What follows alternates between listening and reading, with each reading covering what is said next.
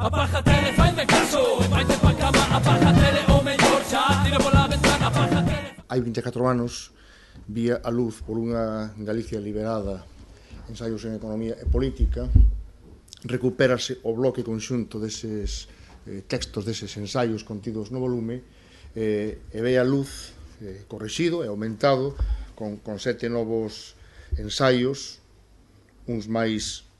longos, outros máis breves, entre os que destacan Nación, Estado e Cidadanía, Permanencia e Cambio Estrutural na Mundialización, Universidade e Economía na Galiza Contemporánea, Economía Galega e Autonomía Política, entre outros, que veñen a densificar, densificar aínda máis unha obra que xa é un clásico realmente da bibliografía sobre pensamento económico e político no noso país. Neste momento, chamar a atención sobre a necesidade de seguir pensando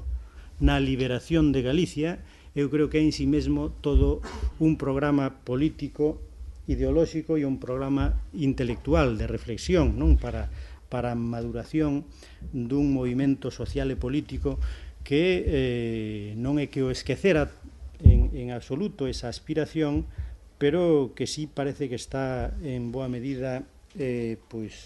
diluído ou en todo caso con pouco vigor, non? Este momento obriga e crea unhas condicións especialmente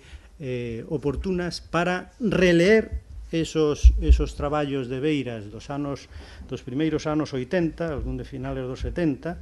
e para releer ou para ler estes ensaios de Beiras de finales dos 90 e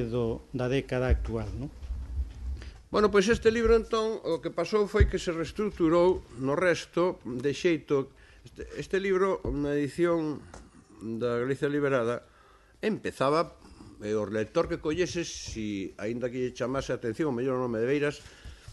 si collía, abría o libro por o comenzo, empezaba a ver o primeiro ensaio, o primeiro título, e logo o segundo, evidentemente,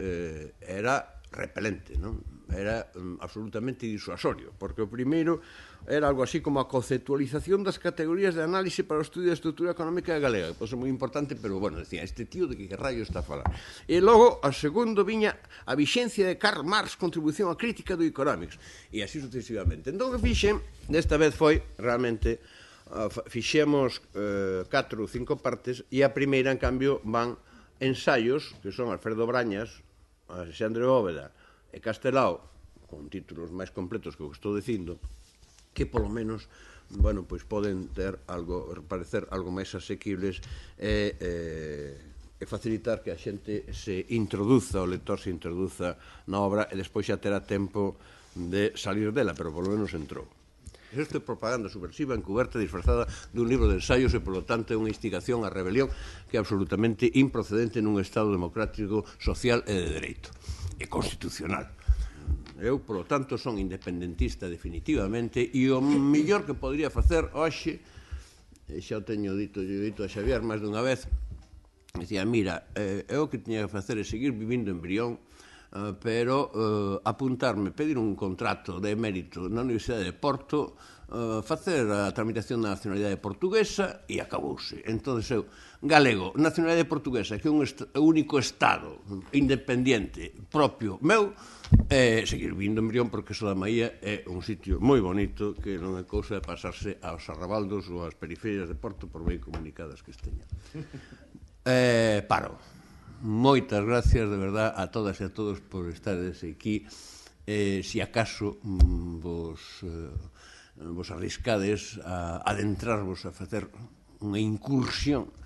neste libro, pois que vos preste e que non me veñades con reclamacións nin a mí, nin a Miguel Ángel. Moitas gracias, de verdad.